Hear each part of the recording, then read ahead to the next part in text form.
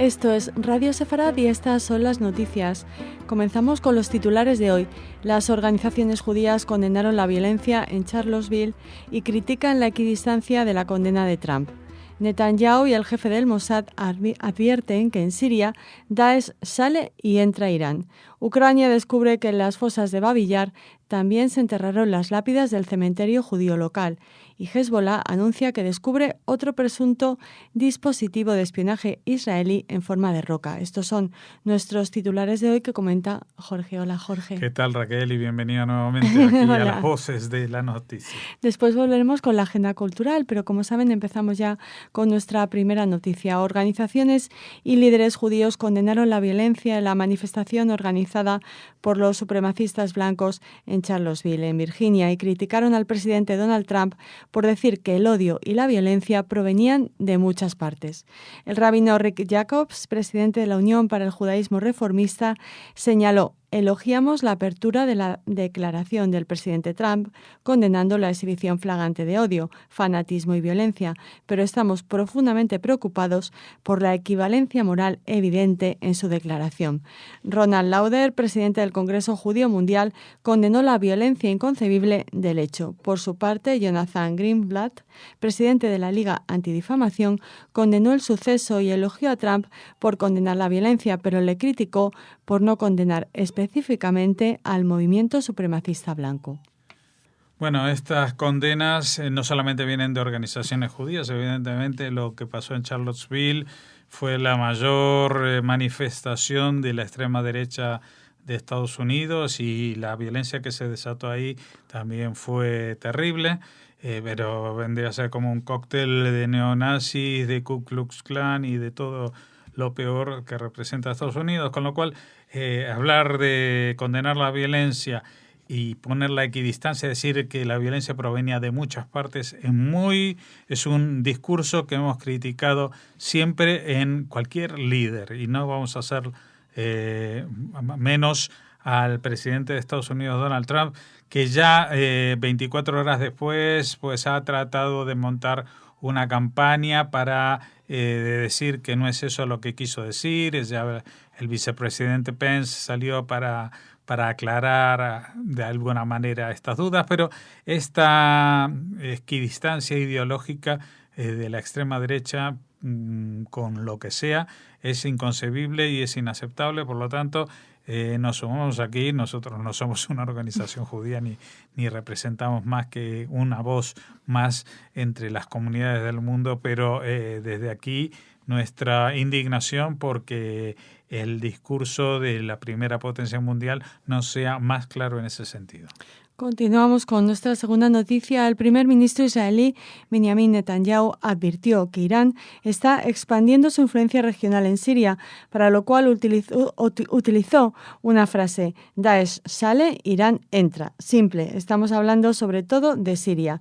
Nuestra política es clara. Nos oponemos firmemente al aumento del despliegue militar de Irán y sus aliados, principalmente Hezbollah, en Siria, y haremos lo que sea necesario para proteger la seguridad de Israel, subrayó Netanyahu. Según el director del Mossad, Teherán no ha renunciado a su objetivo de convertirse en un país al borde de poseer la bomba atómica y que el acuerdo nuclear de 2015 con las potencias mundiales ha ayudado a Irán a acercarse a su objetivo. Bueno, Netanyahu ya hemos comentado que la semana pasada incluso sobre el tema de la tregua que existe hoy en día en el sur de Siria, acordada por Estados Unidos y la Unión, siempre me sale lo de la Unión Soviética y Rusia, pues en estos diálogos también participaron técnicos de Israel, tratando de determinar y ayudar a las partes a entender de que lo que no es posible es que, aunque se hable solamente de las partes en contienda en Siria, que hay un jugador que está allí presente y que cada día tiene una patita más metida dentro, y que es Irán, y que eso Israel no lo va a poder aceptar jamás a las puertas de su casa alguien que tiene la declaración, la intención declarada de destruirlo y eliminarlo del mapa. El mes pasado, continuamos, el Centro Memorial del Holocausto Babi Yar extrajo 50 lápidas en este lugar, donde nazis y colaboradores locales asesinaron a más de 150.000 personas, entre ellas 50.000 judíos, a partir de septiembre de 1941. Las lápidas fueron removidas de un cementerio judío local durante el Holocausto y arrojadas a los mismos barrancos donde se enterraron a los asesinados. El gobierno de Ucrania se ha propuesto conmemorar la tragedia de Babi Yar de una manera acorde con la escala de la tragedia. Las víctimas judías son recordadas en el lugar solo por un candelabro de 6 pies sin cercar, que es vandalizado regularmente, cerca de un vertedero para desechos industriales. Evidentemente, ni el sitio ni el monumento es el acorde a la tragedia que tuvo lugar en ese bosque donde, entre otros, pues en 2 noches fueron matadas, asesinadas más de 30.000 personas, en lo que luego técnicamente se conoce como la Shoah por balas, cuando había fusilamientos masivos. Y cuando hablamos masivos, estamos hablando de gente que ha sido obligada a cavar las propias fosas donde serían enterrados. Es bueno que un país, en este caso Ucrania, decida abordar la memoria histórica, incluso cuando es dolorosa, y tiene que asumir las responsabilidades de lo que ha pasado allí, porque de momento, bueno, esto se ha entendido siempre como un asesinato de las fuerzas nazis. Ahora habría que unir... Los colaboracionistas, ¿no? Exactamente, que el gobierno de Ucrania en esa época y el movimiento de los Ustacha pues estaban colaborando de forma muy activa en la eliminación de los judíos. Así que esta es la segunda parte a la que todavía no ha llegado, pero que esperemos que también asuman, como otros países ya están empezando a asumir, que no solo eran los nazis en esta guerra, como a Francia ahora en los últimos años le ha tocado reconocer de que también colaboraron ellos muchos. Muchos franceses colaboraron de propia iniciativa y voluntad en el exterminio de los judíos. Concluimos esta parte del informativo comentándoles que el grupo terrorista islámico libanés chií Hezbollah ha anunciado que descubrió un presunto dispositivo de espionaje israelí frente al lago Karun, en el valle de la Bekaa. Según el órgano de propaganda del grupo terrorista, el dispositivo fue explotado a control remoto por Israel y sus piezas quedaron diseminadas por la zona.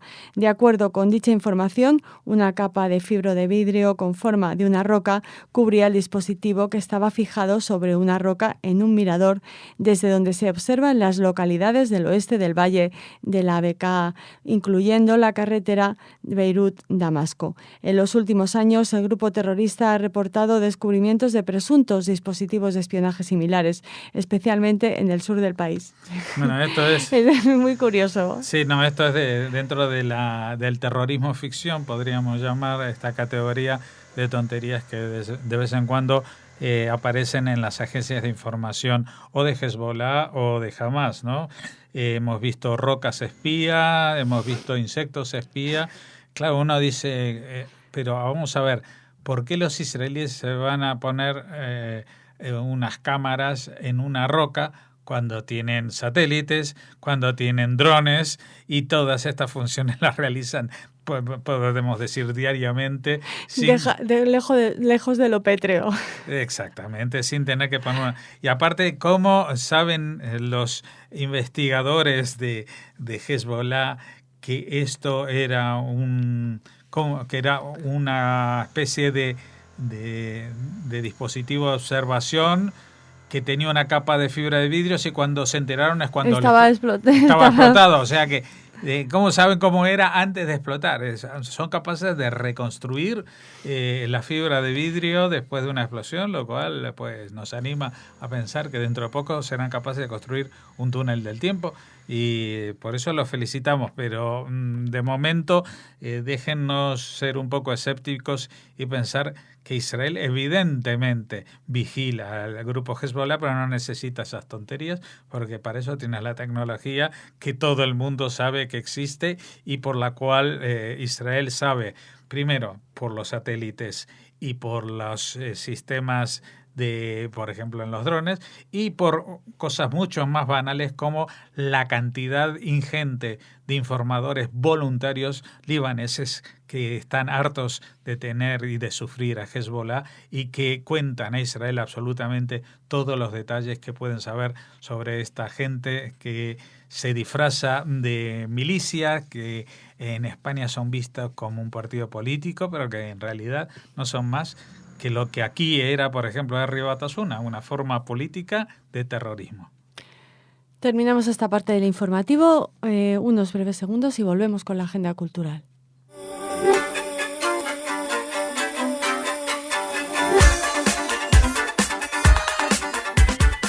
Bueno, Raquel, estoy muy contento que estés tú en la agenda cultural porque para mí redactarla era un poco complicado.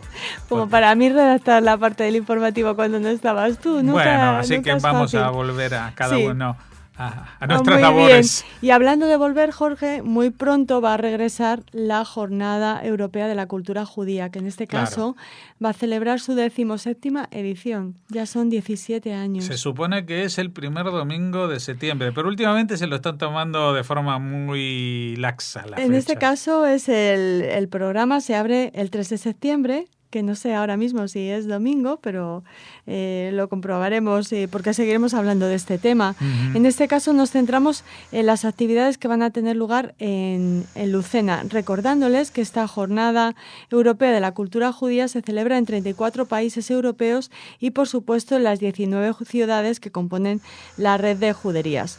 Por ejemplo, en Lucena pues van a prestar especial atención a la ruta turística La Perla de Sefarad, en la que los asistentes realizarán un recorrido por la Lucena judía de manos de un anfitrión de la Fundación ECMCK Tu Historia, el Castillo del Moral, el Museo Arqueológico y Etnológico, la Parroquia de San Mateo y un paseo por la ciudad antigua de Eliosana concluirán en el Palacio de los Condes de Santa Ana, que ya sabes que es como la sede principal de todo tipo de acto de temática judía que se celebra en Lucena. También será visitada la necrópolis judía y serán estos los enclaves que compongan esta experiencia de turismo creativo que ofrecerá también, como no podía ser de otra manera en una fiesta judía, una degustación de 8 variedades de dulces sefardíes elaborados por la confitería Cañadas, que tiene una entrevista y a ver si nos mandan unos productos para que podamos hablar mejor de lo que ofrecen. Uh-huh. Además, el día 4, la Biblioteca Pública Municipal albergará una sesión extraordinaria del Club de Lectura de Lucena bajo el título La Diáspora. La diáspora es el lema elegido este año para conmemorar esta Jornada Europea de la Cultura Judía. El plato fuerte de esta jornada será la conferencia Judíos Españoles de la Convivencia a la Tragedia, a cargo de Ignacio Ruiz Rodríguez, que como muchos de ustedes sabrán es director de la Cátedra España-Israel de la Universidad Rey Juan Carlos I. Muy bien.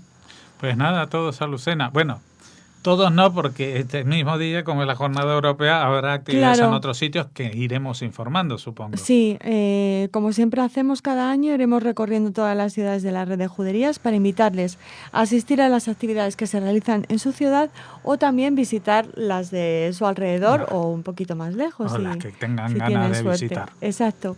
Ahora, hablando de visitar, nos vamos a México. Bueno, esto ya supone más que una visita. Un proyecto un poquito más complejo, pero dinos.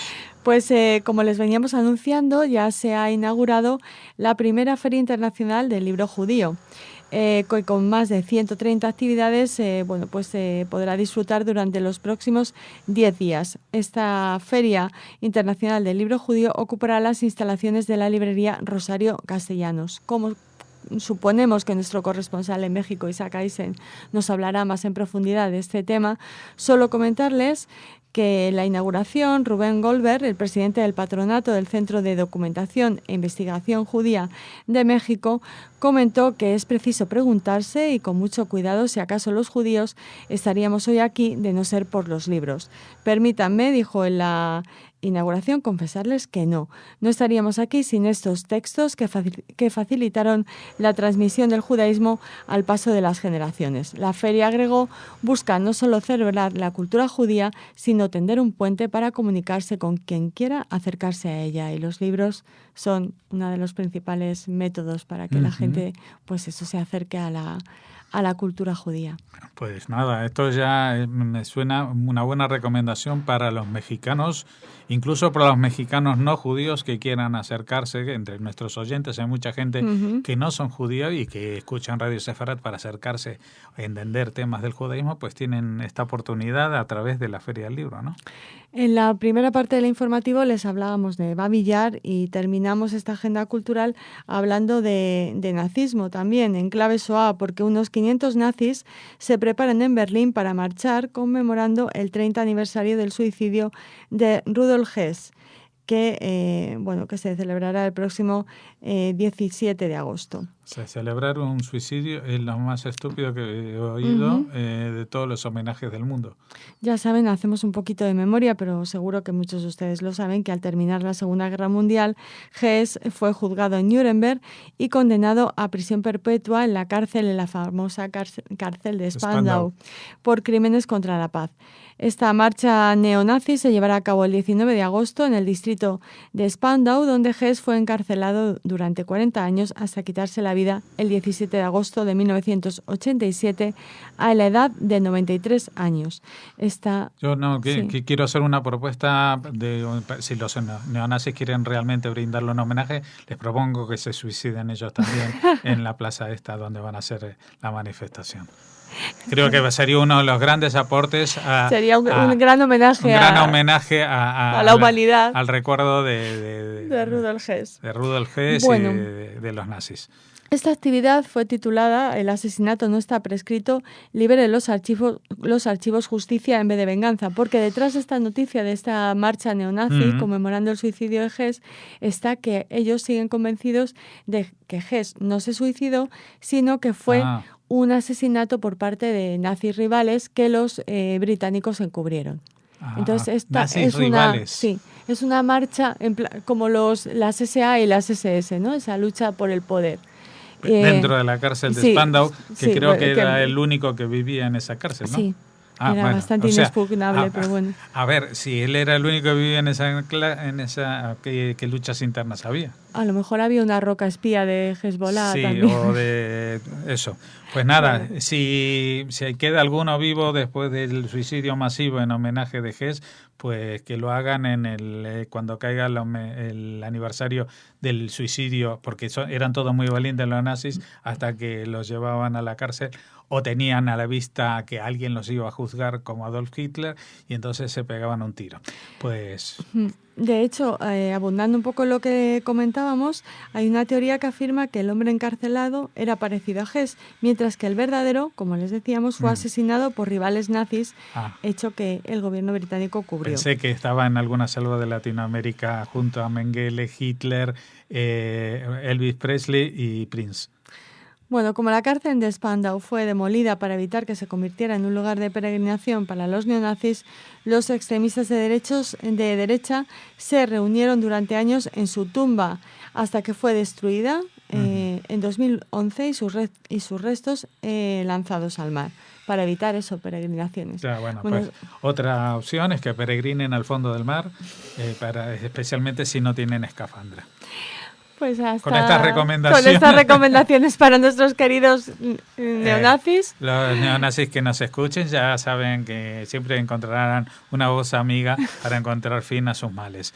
Pues nada, lo único, recordar a los oyentes que si mañana vuelven a escucharnos otra vez, no es porque se hayan equivocado ellos o nosotros, sino porque es fiesta nacional aquí en España, no vamos a trabajar. Por lo tanto, las noticias volverán a refrescarse a partir del miércoles a la noche. Hasta entonces, gracias.